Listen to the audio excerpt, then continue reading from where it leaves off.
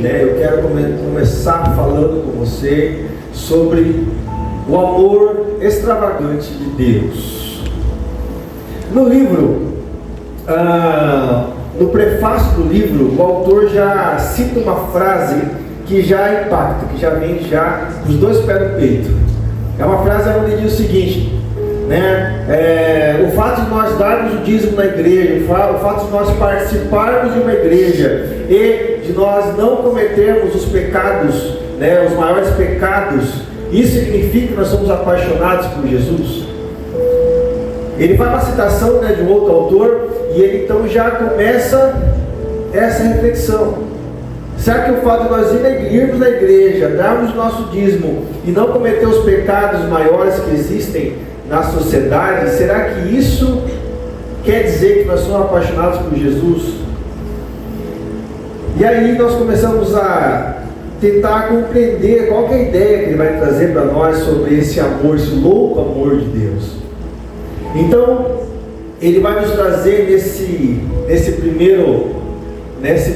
prefácio, né? Ele vai desafiar sobre nós refletirmos sobre a nossa vida espiritual e questionar se realmente nós somos apaixonados por Deus. Se realmente esse Deus que nós cantamos, que nós oramos, nós realmente somos apaixonados por Ele. Ele usa esse termo, a paixão mesmo. E aí ele vai destacar então a tendência das pessoas viverem uma vida cristã morna. E vocês lembram lá em Apocalipse, quando João escrevendo lá nas cartas das igrejas, ele fala sobre quem é morno, né? O que Deus faz com quem é morno. Então, sem esse verdadeiro comprometimento com Deus, o Franz Chan então enfatiza a necessidade de uma transformação radical, onde o amor de Deus seja a nossa força motriz de todas as ações e decisões. Esse é só o prefácio do livro, é só o início do livro. Depois ele vai continuar nos outros capítulos, mas hoje eu quero segurar mais no capítulo 1 e nesse prefácio. E nesse 1 então ele já começa, o título do capítulo 1 é Pare de Orar. Aí você para de orar, mas como assim? Parar de orar? E aí ele vai explicar. Se nós parássemos de orar, e antes de orar nós parássemos para contemplar quem é Deus. Que Salomão já dizia, né? Salomão disse que antes de você chegar, você dizer qualquer palavra a Deus, contemple Ele primeiro. Observe Ele. Analise quem é Deus. Analise o que Ele faz. E aí, até o livro vai trazer alguns vídeos para nós assistirmos, né? Como a formação das galáxias. Ele vai trazer tudo que existe, né? E é impressionante porque a gente não tem a dimensão da grandiosidade que é esse universo, esse mundo, todas as coisas que existem, todos os seres viventes e tudo mais. Ele começa a penetrar nesses assuntos e vai nos mostrando por que Deus fez tudo isso. E aí ele costumeiramente no livro ele vai nos trazendo essa dimensão e nos fazendo parar. E alguma vez ele fala assim, agora pare, comece a adorar esse Deus. Muito interessante. Você começa a ler, você vai ali entrando no livro, e aí ele vai dizendo, agora pare e adore esse Deus. Agora pare e comece a contemplar esse Deus. Porque, em resumo, gente, nós ficamos olhando para a nossa vida cristã, e aí o Franz Chan vai nos trazer, nos convidar a contemplar, né, e a viver de fato essa paixão, esse amor por Deus. E isso passa pela noção e pela importância de compreender quem é Deus de fato. Não é apenas ter uma noção superficial sobre Deus. Não é apenas ter uma noção, Deus é aquele Deus que eu ouço todo dia lá no Evangelho, lá nas redes sociais. Deus é aquele Deus que me manda lá no meu grupo do WhatsApp aquelas frases, né? Deus é bom. É esse Deus que você conhece só? Ou você tem uma experiência com Deus, ou você viu Deus. Você já sentiu o abraço de Deus? Você já sentiu que em algum momento que você está ali angustiado, de repente derrama uma paz, algo que te faz, ao mesmo tempo te faz chorar, mas te faz feliz, parece que alguém está te abraçando? E aí ele vai nos trazer essa dimensão dessa vida cristã morna que nós vivemos muitas vezes. E ele vai então trazer que muitas vezes nós vivemos nossos ritos religiosos e tão somente os ritos religiosos.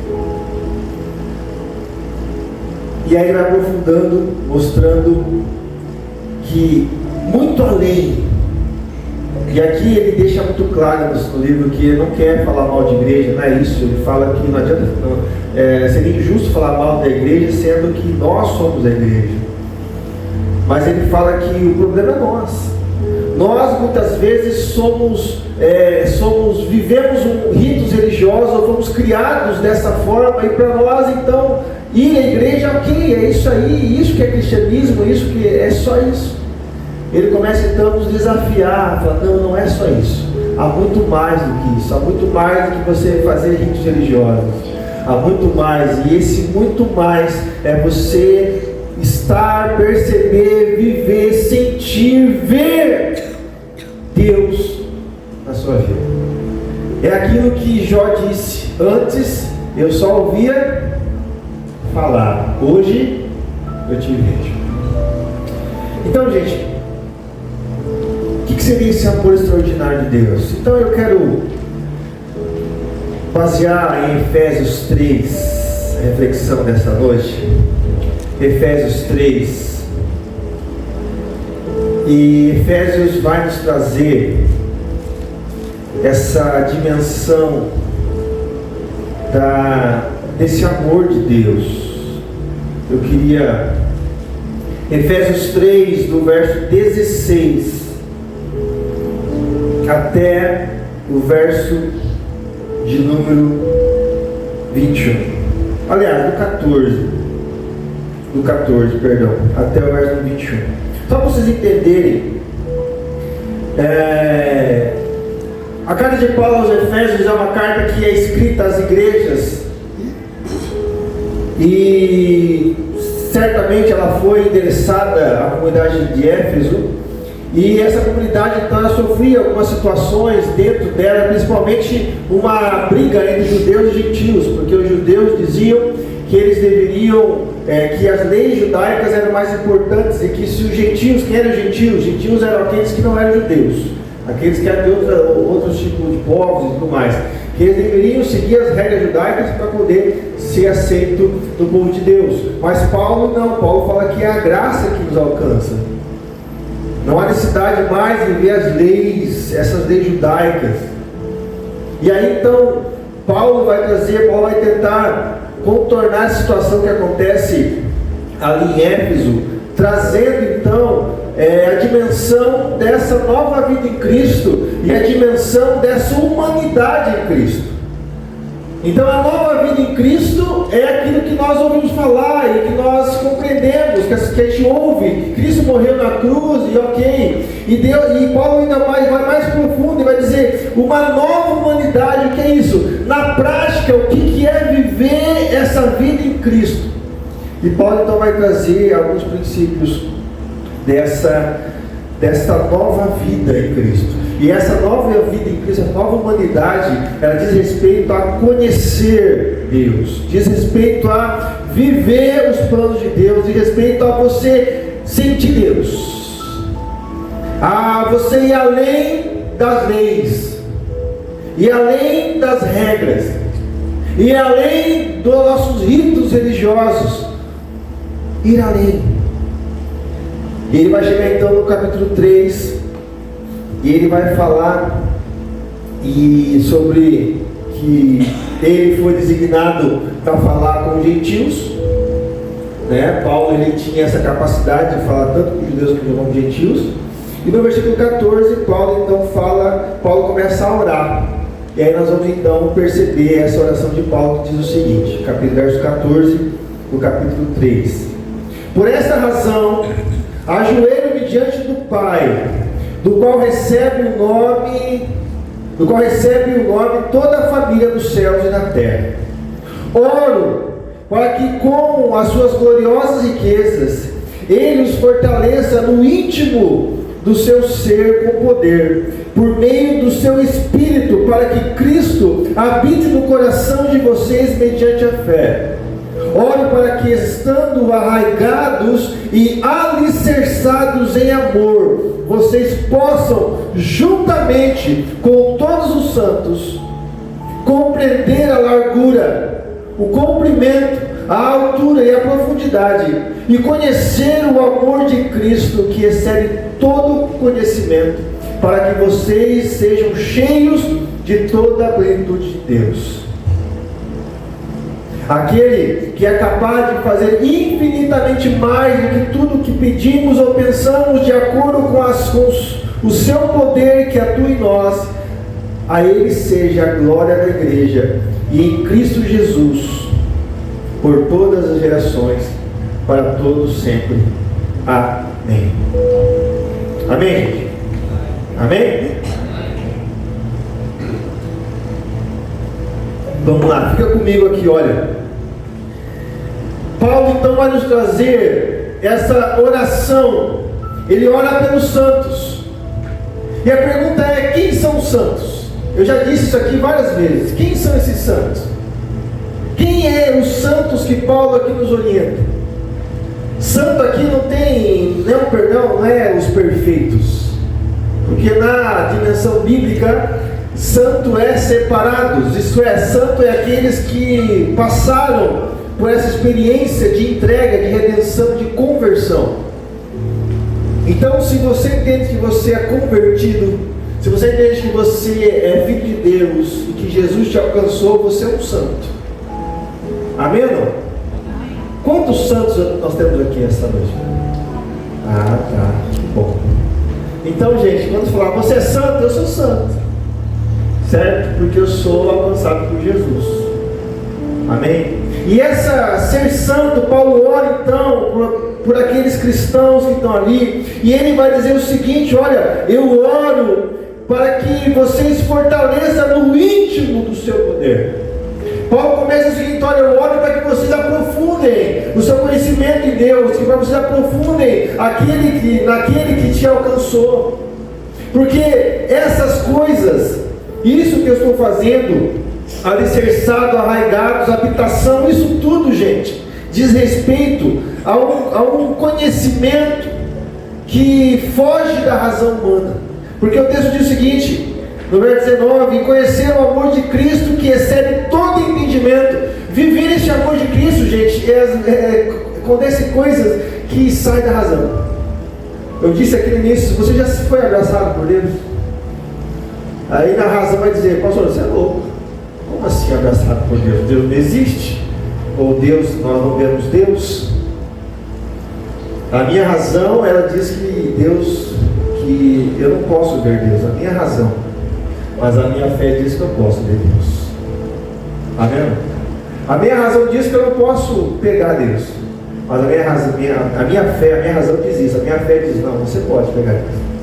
Você pode abraçar Deus. Isso é experiência, gente. Eu não sei quantos de vocês tiveram experiências com Deus, que quando pensamos quando olhamos para a razão, é algo que é inexplicável. É inexplicável. Coisas que você falando não dá para acreditar. Isso não quer dizer, gente, que se você não teve essa experiência, você não é cristão. Não é isso que eu estou falando. Eu estou dizendo o seguinte: você perceber Deus na sua vida em todo o tempo. E aqui esse texto então vai nos trazer alguns princípios para que nós possamos experimentar esse amor extravagante de Deus. O primeiro princípio que eu deixo para você é viver o propósito e a intencionalidade. Propósito e intencionalidade. O verso 16 diz assim: oro para que com as suas gloriosas riquezas Ele os fortaleça no íntimo do seu ser com poder por meio do seu Espírito. Oro para que com as suas gloriosas riquezas Ele o que, gente? Fortaleça no íntimo do seu ser, do nosso ser, com poder por meio do Espírito. Paulo aqui está orando a igreja, dizendo para que Deus então fortaleça o íntimo dos irmãos através do Espírito. O que é isso, gente? O amor extravagante de Deus, ele nos fortalece. E não é algo superficial, mas é algo íntimo. O amor extravagante de Deus, ele nos fortalece. Tudo eu posso naquele que... E o mais interessante, quando Paulo diz isso, ele não está dizendo que que independente do que aconteça, tudo eu posso. Eu posso estar bem ou posso estar mal. Tudo eu posso vencer, eu posso passar, porque Ele me fortalece. Então, essa intimidade ou esse fortalecimento, ele é o amor de Deus, que nos faz andar por muitos momentos sobre o mar, que nos faz andar por muitos momentos sobre vales de ossos secos, que nos faz andar por vários momentos no deserto, que nos faz passar por alguns momentos sobre os gigantes, e que nos faz em alguns momentos ir para a caverna, como Elias foi, e também nos chama de lá de dentro. Esse amor extravagante de Deus, esse fortalecimento nos faz passar por diversas coisas na vida. E eu tenho certeza que se você olhar para a sua história, você já passou por diversas coisas na vida, coisas boas e coisas ruins. Talvez hoje na sua vida, quando você olha para a sua história, você está numa fase excelente, você está irradiante, está tudo bem, pá, como estava a Sueli lá na inauguração da clínica dela, irradiante.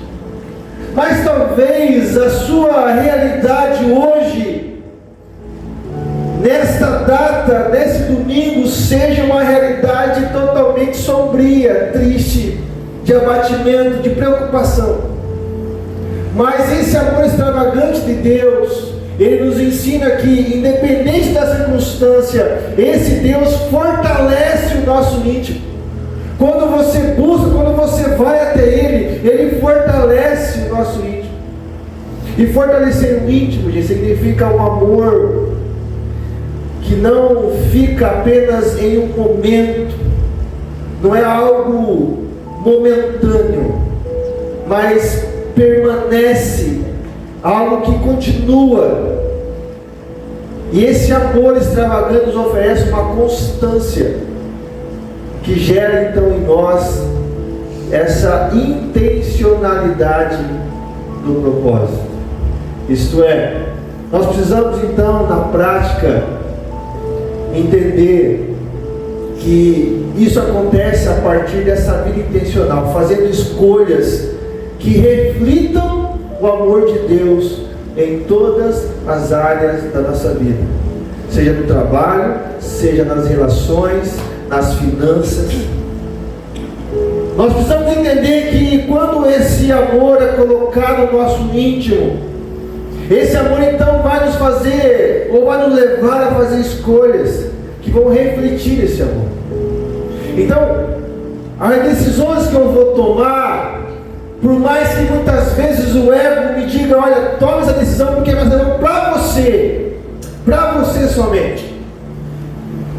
E você entende que a questão não é só para você, mas tem que fazer para as pessoas que estão em sua volta também.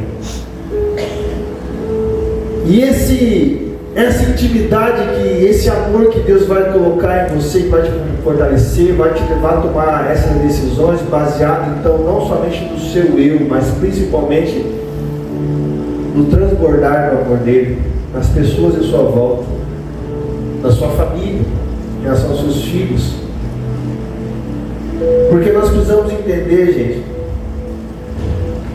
que Deus vai nos dando oportunidades na vida. Deus dá oportunidades na vida para nós. Você crê nisso ou não? Sim ou não? Sim. Deus dá oportunidades. E por que Deus dá oportunidades? Porque Ele quer ver você crescer, desenvolver, aprender. E às vezes a oportunidade de dizer sim e a oportunidade de dizer não também. E quantas oportunidades de dizer não nós tivemos e nós não falamos não? Essas oportunidades, gente, elas vão gerar em nós uma constância nesse fortalecimento espiritual. Porque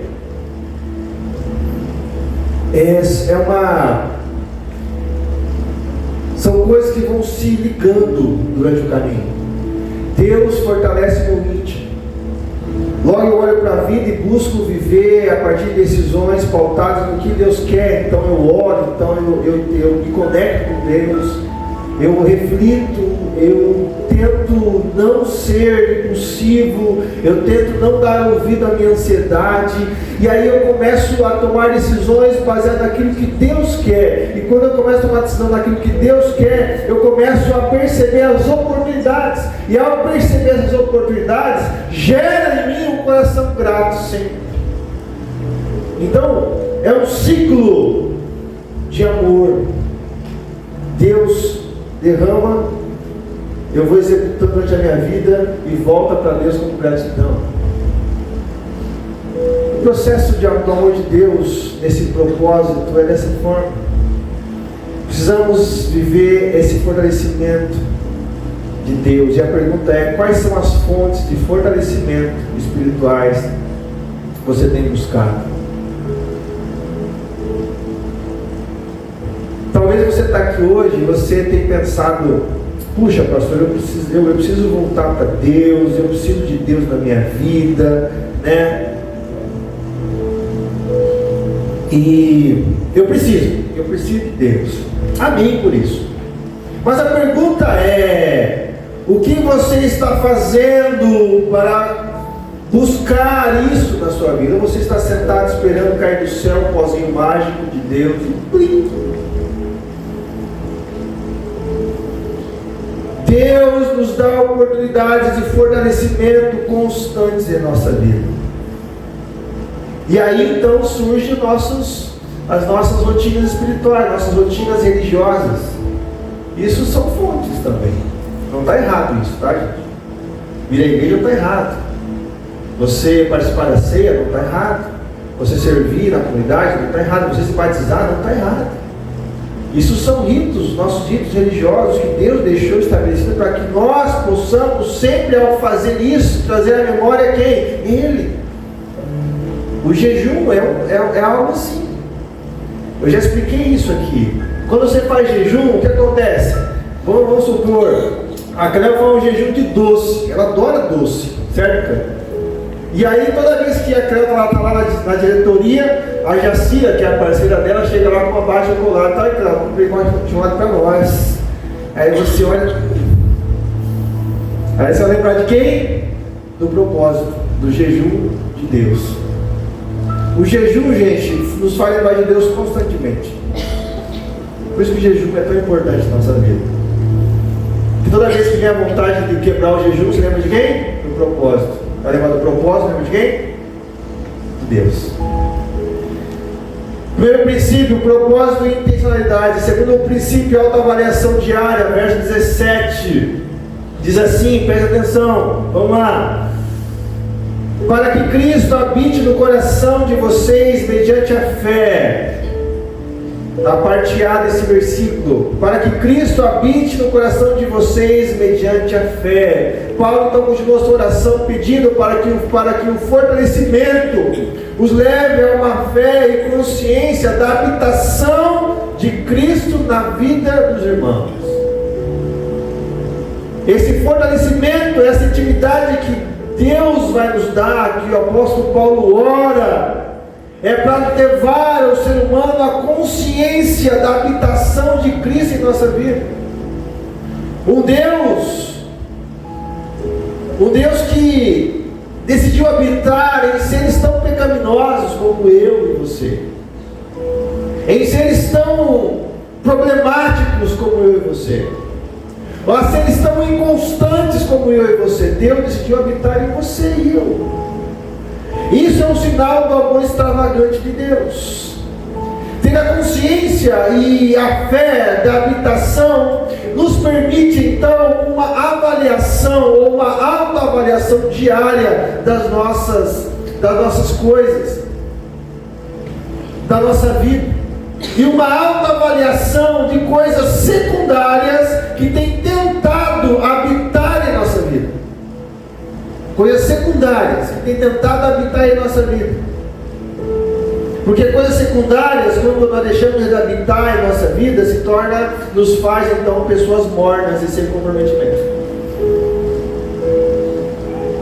Essa autoavaliação na prática, então, é um convite de Deus a nós termos um tempo, todos os dias, para refletir sobre nossa caminhada em Deus.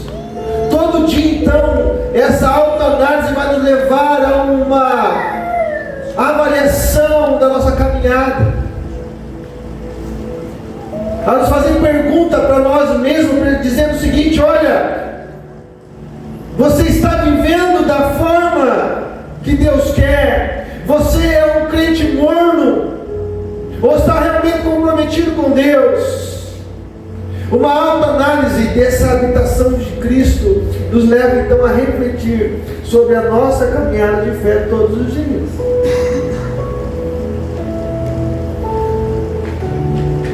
Porque tem dias, gente, tem dias que vai parecer que você está lá no Jardim do Éden, sabe? Tem dia que vai estar assim, no Jardim do Éden, antes do pecado, tá? Tudo perfeito, tudo bem, tudo ruim. Mas tem dia que parece que você vai estar lá no deserto com fome.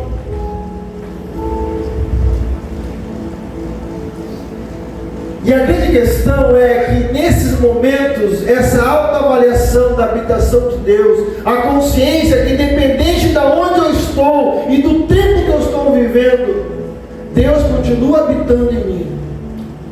É isso que vai me fazer passar por essas fases.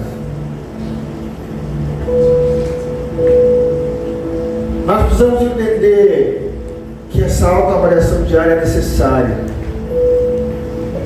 E essa autoavaliação nos faz então nos dá essa análise de quais são as áreas da nossa vida que nós precisamos buscar crescimento. Você não é perfeito em tudo, eu não sou perfeito em tudo, mas tem áreas da nossa vida que talvez não é legal, não está bem, mas você pode melhorar. Você pode mudar algumas coisas quando você decidir entregar isso por completo na mão de Deus.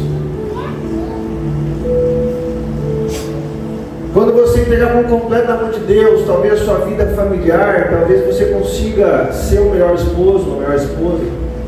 Talvez você entregar por completo a sua vida financeira na mão de Deus, você também vai conseguir administrar melhor o seu dinheiro, ser mais generoso, ter mais compaixão pelo próximo em relação ao seu financeiro. Quando você decidir entregar na mão de Deus as suas áreas emocionais, talvez você consiga ser menos ansioso ou ansiosa. Isso é uma luta, gente. Para quem é ansioso ou ansiosa, eu sou ansioso. É uma luta. Mas toda vez que eu percebo que eu estou colocando isso como habitação no meu coração, eu tento olhar para Deus. O amanhã pertence ao Senhor. Não pertence a mim. O amanhã pertence ao Senhor, não pertence a mim. E tento mudar o foco para o dia, para o presente, para o hoje, sem ficar projetando o futuro, causando ansiedade. Então, quais áreas da sua vida que você precisa de crescimento? O terceiro princípio, esse desafio da profundidade.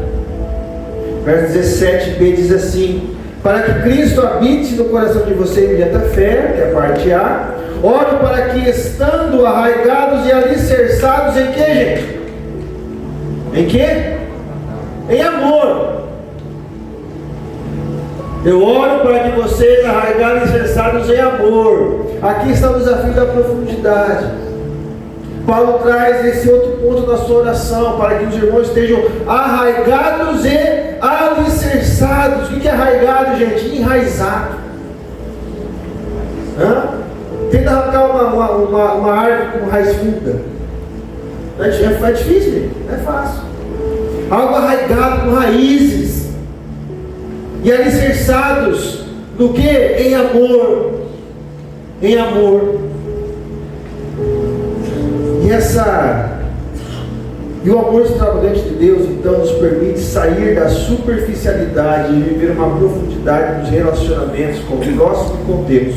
Então você vai para perceber, e Paulo vai dizer, então, eu oro para que, estando arraigados e alicerçados, possam falar com uma comunidade, com pessoas. Vocês precisam se enraizar um ao outro, alicerçar isso, mas em amor. Em amor, não em egoísmo. Não achando que você hoje gosta do pacote. Não achando que só você sabe todas as coisas. Não é isso, não é dessa forma a relação. Porque se você age dessa forma nas suas relações, você também vai agir com Deus dessa forma. Porque nada mais, a sua relação com Deus, nada mais é do que um reflexo da forma que você se relaciona com o próximo. E, na prática, para vivermos essa profundidade, nós precisamos criar então novos hábitos. Criar novos hábitos. Criar novos hábitos. Isso envolve o quê? Às vezes, presta atenção, gente, novas amizades. Às vezes, novos ambientes que você frequenta, costuma frequentar. Criar novos ambientes para frequentar. Talvez novas práticas.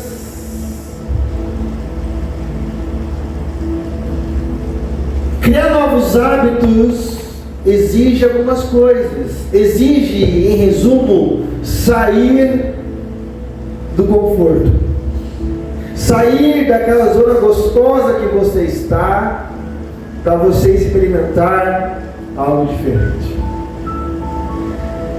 A profundidade, muitas vezes, em algum momento, vai te levar a sair da sua zona de conforto.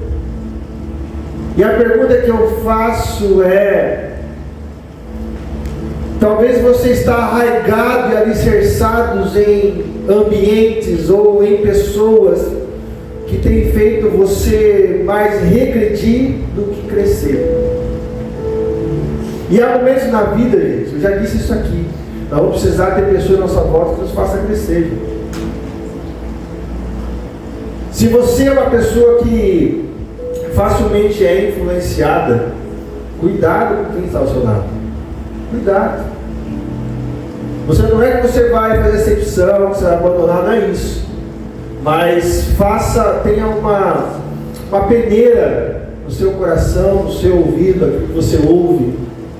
Porque senão você vai acabar sendo sucumbido por ideias, por princípios que não são a vontade de Deus para você. E vai ter momentos que Deus vai tirar você de alguns lugares para que você não faça besteira. Davi não era para estar com Betseba. Davi era para estar indo guerrear. Mas ele não foi. Ele ficou no palácio, vendo Betseba tomar banho. E aí deu o que deu. Às vezes Deus nos convida e está nos chamando: sai daí, deixa isso para lá, vá para lá, porque aqui você vai se dar mal.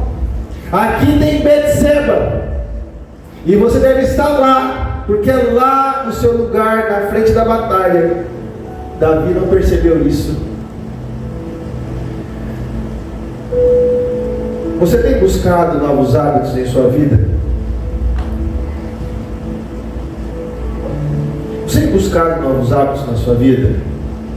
Que tem te levado, ou que vai te levar a uma experiência mais profunda com Deus e com o próximo?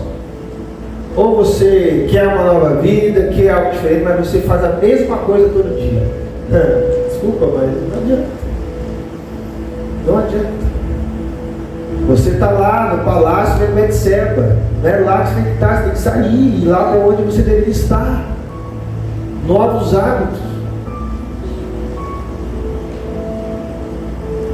E por fim, gente, o princípio da consciência da presença de Deus. Isso para mim é tão forte, gente, essa consciência da presença de Deus.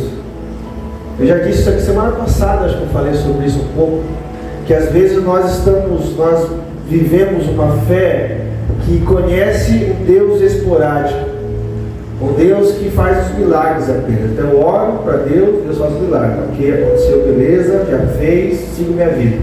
Apertou o negócio de novo, vou lá, oro de novo, Deus vem, faz o milagre. Esse Deus é esporádico.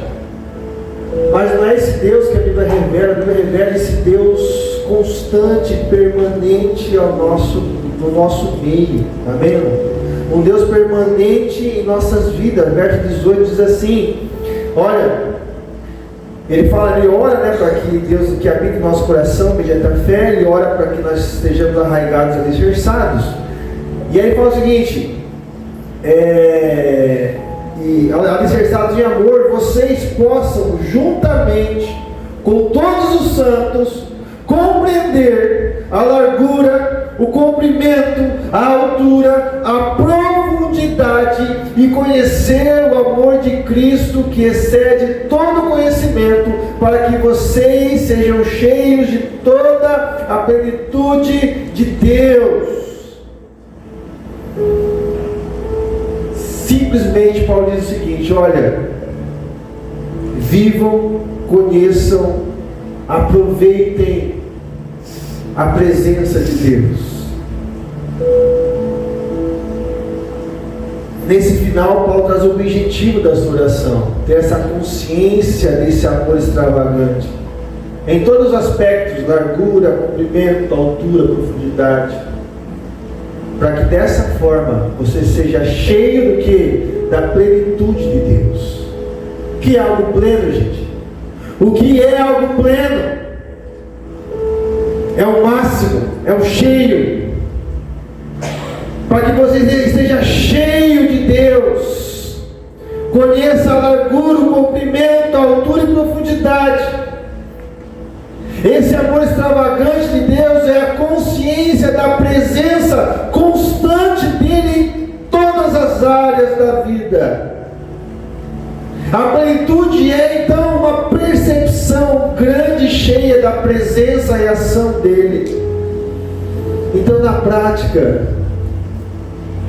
para vivermos essa consciência de que Deus está conosco, é necessário então reavaliar nossa compreensão sobre a vida e colocar sobre a ótica da ação dele. Isto é, essa compreensão correta de Deus que é possível através de uma busca de leitura, de conhecimento, de prática. Além disso, essa compreensão correta, ela acarreta em nós então uma vida com decisões e ações mais leves e menos pesadas. Essa consciência de que Deus está conosco em todo o tempo nos faz tomar decisões que transformam a nossa vida de uma forma mais leve, onde as escolhas são baseadas nele. Perceber, gente, perceber essa altura, profundidade, a largura, o comprimento de Deus. É você fazer uma análise da sua vida lá de quando você nasceu até agora, tudo que você passou, e você perceber que você está aqui hoje porque Deus quer que você esteja. Que você chegou até aqui hoje, ou você tem o que você tem hoje, você é o que você é porque Deus permitiu isso, apesar das suas escolhas erradas, das minhas escolhas erradas. E porque nós estamos aqui hoje, entender que ainda existe planos, ainda existe esperança, ainda existe oportunidade.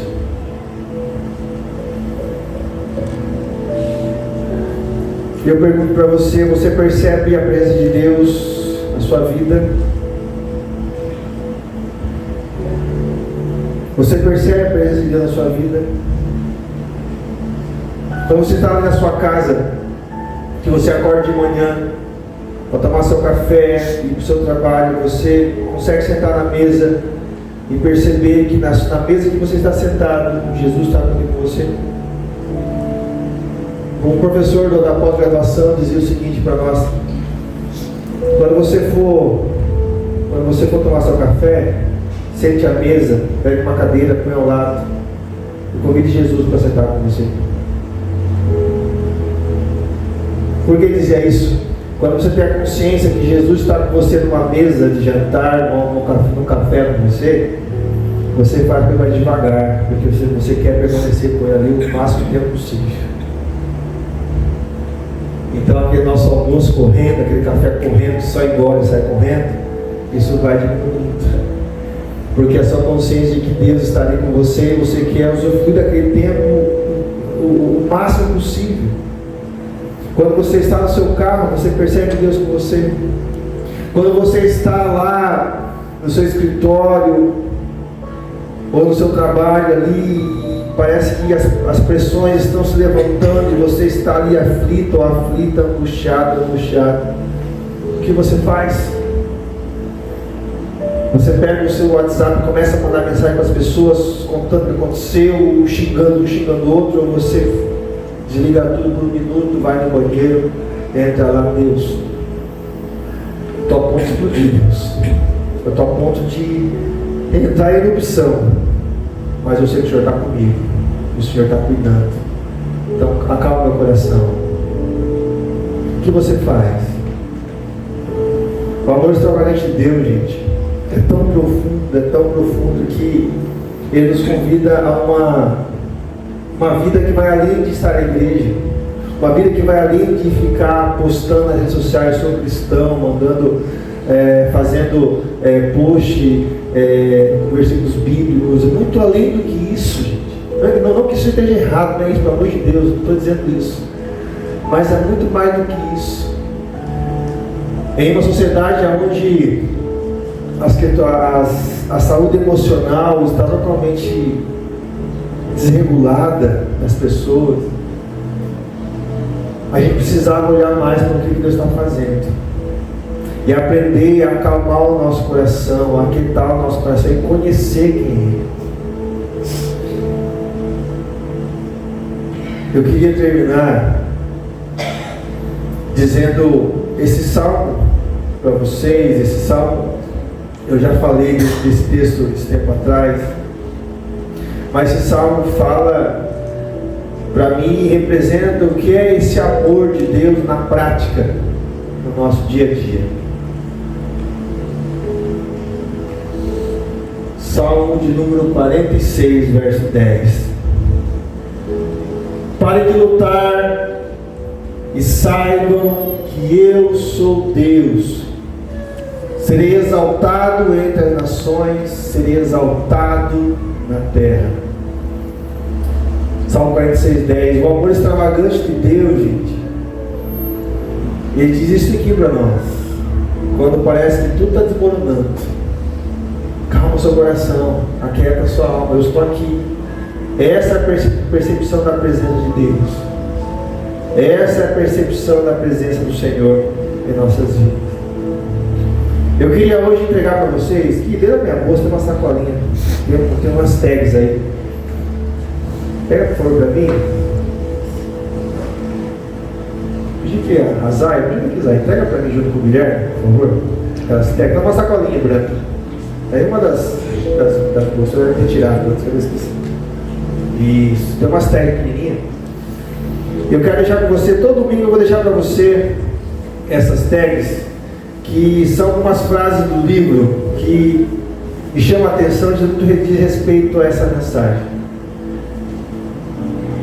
E você vai guardar, você vai pôr em algum lugar na sua casa, algum lugar no seu carro, no seu trabalho, que você sempre olha e você lembra. Obrigado. E se você quiser pegar mais um para levar para alguém, pegue. Se você entregar para algum amigo seu, alguém, leve. Eu quero que você ponha em algum lugar que você possa ver nesse mês.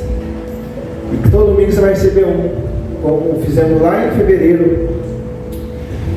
E a frase que nós vamos deixar para você nessa noite do livro Louco Amor é: Deus não quer algo de nós, Ele simplesmente nos quer. Essa é a frase de Deus para você nessa noite, você guardar no seu coração. Leve para casa, deixe em algum lugar visível, que você todas as manhãs, antes de você fazer qualquer coisa, lembre-se disso. Ele não quer algo de nós, Ele simplesmente nos quer. Você vai pegar essa tag, você vai guardar. Depois faz uma foto dela, marca a @IPVida lá no Instagram. Nós vamos repostar para vocês também. Tá bom? Chama a banda aqui à frente. É muito bom compartilhar com vocês as boas novas do Evangelho. Aqui é o pastor Wagner, pastor aqui da IPI Vida. Você acabou de assistir mais uma mensagem do nosso culto de celebração. E se você foi tocado por Deus, se o Espírito Santo falou no teu coração a partir desta mensagem, eu lhe convido a vir nos conhecer, vir nos fazer uma visita.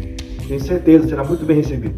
Mas caso você more longe e você gostou da mensagem, eu desafio você então a assistir as outras mensagens, as outras playlists deste canal, do nosso canal, tá bom? Aproveite, se inscreva no canal, compartilhe esse vídeo e vai lá no nosso Instagram, @IPIVida, e também nos segue lá. Que Deus te abençoe, que Deus continue transformando você, trazendo para você uma jornada de fé e esperança. Um grande abraço.